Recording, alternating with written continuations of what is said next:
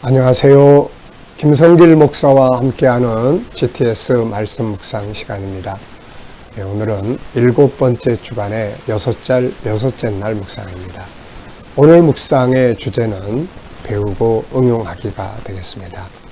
하나님의 말씀도 또 세상 지식도 우리가 가진 경험도 재능도 모든 것은 다 배우는 것이고 또 배운 것은 응용하는 것이 필요한 것이죠. 응용을 하면 뭔가 열매를 맺게 됩니다. 씨 하나를 그냥 가만히 가지고 있으면 하나를 그대로 있잖아요. 근데 이것을 잘 응용해서 적당하게 뿌리고 가꾸면 거기서 60배, 100배, 30배 이런 열매를 맺게 되는 겁니다. 그래서 우리가 어디 가서 뭘 하든지 배우는 게 필요하고 배운 것은 응용할 줄 아는 게 필요합니다. 우리 아이들도 공부를 항상 배우고 응용하고 이 원리를 잘 사용하면 효과적인 공부를 할 수가 있습니다. 자, 오늘 주제를 기억하시면서 그림 정리하겠습니다. 자, 이 그림 정리는 3개 지도가 올려져 있습니다. 자, 이 그림을 보면서 제목 정해보시고 또 느껴지는 의미들 스토리텔링 해보시기 바랍니다. 먼저 저는 세계 선교 이렇게 적어봤어요. 세계 지도를 보면 저는 세계 선교를 생각하게 됩니다. 그리고 의미는 2가지를 정해봤는데요. 하나는 하나님은 온 세계의 하나님이시다. 그리고 세계를 향하신 하나님의 뜻 이렇게 적어봤습니다. 하나님은 어느 한 나라만의 하나님이 아니라 온 세계의 하나님이죠. 그리고 그 세계를 향해서 하나님은 그들을 구원하실 뜻을 가지고 계시는 겁니다. 자, 2번째는 눈에 보이는 이제 분석 시간입니다. 보이는 것과 보이지 않는 것을 찾아보는 거죠. 이 지도 속에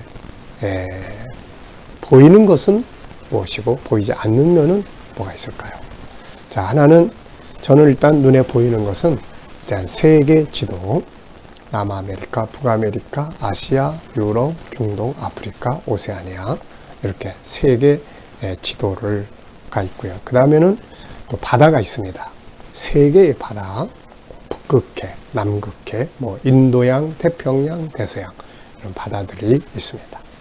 자, 보이지 않는 부분에는 뭐가 있을까요? 일단 이 지도 속에서 살고 있는 사람들이 있고 창세기 1장부터 시작해서 여기까지 오게 된 이 지도 속에 들어있는 세계 역사가 담겨져 있습니다. 또 물질적으로는 이 바다 속에는 수많은 생물과 자원들이 들어있죠. 그리고 이제 이것을 이제 영적인 보이지 않는 부분들이 또 있죠. 세계를 창조하신 하나님. 그리고 그 세계를 향하신 하나님의 뜻이 있습니다. 그리고 이렇게 세계 지도가 있고 대양 6대조력이 있고 그 다음에 이 밖에는 또 우주가 있죠. 그리고 그 위에 천국, 하나님의 나라가 있습니다. 자, 이렇게 그림 하나 가지고 많은 이 보이지 않는 것들을 찾아갈 수가 있죠. 3번째는 가장 중요한 이 그림을 보시면서 가장 중요한 것은 무엇입니까? 어떤 사람은 돈 버는 걸 생각할 수도 있고 어떤 사람은 여행을 생각할 수도 있고 다양하게 자기 관심에 따라서 중요한 것이 달라지겠습니다. 저는 세계 선교. 저는 하여튼 세계 지도를 보면 일단 세계 선교를 생각하게 됩니다. 자, 연상법 훈련합니다. 이 그림을 보면서 떠오르는 성경 구절, 또 떠오르는 어떤 사건, 장소. 일단 저는 성경은 예수님이 제자들에게 위임하셨던 세계 선교에 대한 말씀들 쭉 생각나고요. 마태복음 28장 19절 20절, 마가복음 16장 끝부분, 누가복음 24장 끝부분, 사도행전 1장 8절 예수님께서 제자들에게 세계를 향하신 하나님의 뜻을 말씀을 하셨죠. 그리고 이제 요한계시록 7장 9절, 17절 세계 선교가 완성된 각 나라와 족속과 백성과 방언에서 수를 헤아릴 수 없는 큰 무리가 하나님과 어린 양의 보좌 앞에 서서 새 노래, 구원의 노래를 부르는 장면이죠. 그게 바로 세계를 향한 하나님의 뜻이 완성되는 거예요. 그리고 저에게 주셨던 선교에 대한 비전, 이거 잊어버릴 수 없죠. 처음 선교의 비전을 받았던 새벽 기도 시간, 가족을 위해서 기도할 때 하나님께서 들려주셨던 성령의 음성, 세계를 향한 하나님의 마음, 그리고 나서 창세기 12장 1절로 3절을 통해서 하나님의 뜻을 알게 되고, 그래서 이제 선교의 인생을 살려고 마음을 먹었고, 그게 저의 인생의 비전이 되었고 여기까지 왔습니다. 그러면서 이제 맨 처음에 제가 선교를 하러 갔던 나라가 방글라데시였어요. 그래서 이 방글라데시에 처음 여행을 하고 얼마나 고생을 했는지 아주 참 잊지 못할 기억이 있습니다. 그래도 이 선교는 참 행복한 인생의 여정이었어요. 코로나로 인해서 또 세계를 이렇게 돌아다니는 일들이 좀 멈춰지고는 있지만은, 그러나 지금도 이렇게 줌을 통해서 또 몇 개 나라 사람들과 같이 말씀을 나누고, 그래서 선교는 또 쉬면 안 되잖아요. 또 선교비 모아서 또 이렇게 세계를 향해서 이제 보내주고, 참 이런 것들이 어떻게 보면 인생에 참 가장 가치 있고 보람 있는 일이라고 생각을 합니다. 앞으로 이제 남은 비전이 있다면은 이제 저에게 맡겨주신 이 선교적인 삶을 잘 마무리하는 거죠. 그래서 이제 코로나가 좀 정리되면 다시 이제 옛날 같지는 않겠지만은 하나님이 이제 이렇게 묶어주셨던 사명의 현장들을 쭉 둘러다니면서 복음의 말씀을 함께 나눌 수 있는 그런 기회를 또 만들어야 될 것 같고요. 그리고 또 하나는 이제 우리 아들에 대해, 저는 목사로서지만 우리 아들은 또 목회를 아직까지는 목회에 대한 꿈이 가지고 있지 않으니까, 그 대신 계속해서 어려서부터 선교의 비전을 심어줬으니까 가는 길은 다르지만 목적은 똑같아야 된다. 무엇을 하든 너는 선교를 위해 살아야 된다 하는 이런, 그래서 아들 대의 선교의 비전을 잘 가지고 갈 수 있는 이제 플랜을 짜고 또 그런 준비를 하는 것이 이제 필요하죠. 그리고 이제 또 하나는 이제 우리 교회가 또 우리 다음 세대를 이제 이루어갈 우리 지도자들, 또 성도들, 청소년들에게 선교의 비전을 잘 심어줄 수 있는, 그래서 주님 오시는 날까지 이 길을 끝까지 갈 수 있는 이제 이런 부분들을 만들어야 되죠. 그리고 또 하나는 이제 물론 우리 한국 사람들을 위한 거지만은 이 영상을 통해서 하나님이 내게 주셨던 이 복음의 역사들을 이제 영상을 통해서 전부 녹화를 해서 남겨두면 누군가가 이걸 통해서 또 세계 속에 있는 우리 사람들이 또 은혜를 받고 그들이 또 이 복음을 나눌 수 있는 기회가 되리라 생각을 합니다. 제가 그 다큐멘터리를 찍으러 이렇게 세계를 돌아다녀 보면서 에베소, 또 그 에베소 밑에 바울이 있었던 그런 지역들, 이렇게 뭐 세계 곳곳을 돌아다녀 봤죠. 그런데 건물도 무너지고 도시도 폐허되어 있는데 바울이 남겼던 복음, 그건 성경에 기록이 돼서 지금까지 우리에게 영향력을 주고 있잖아요.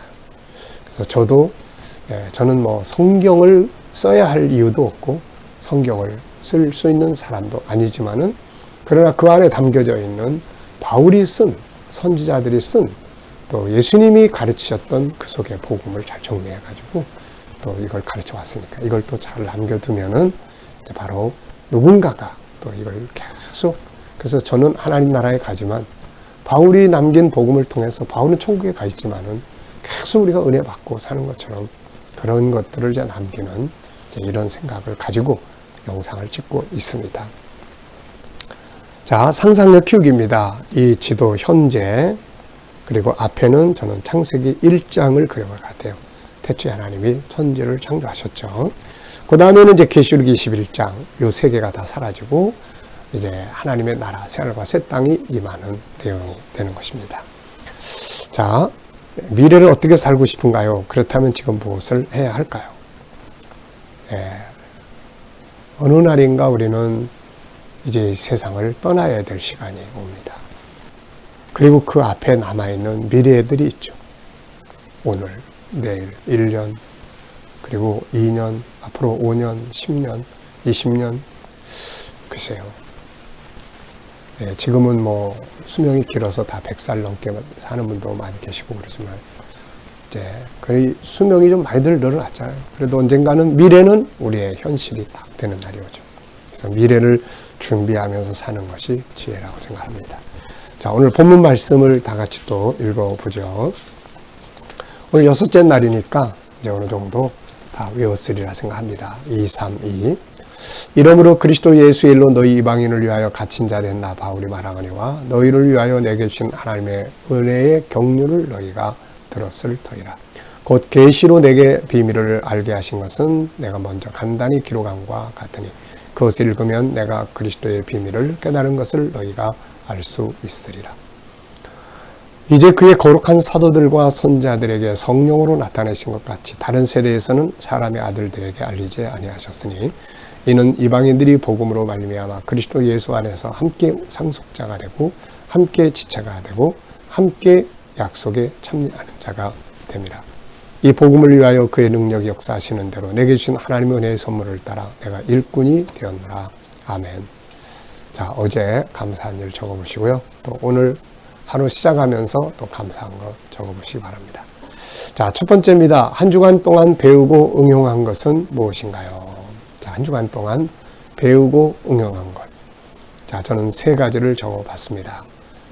약속에 함께 한 자로서 감사. 하나님의 약속에, 하나님의 계획에 참여할 수 있는 것, 감사.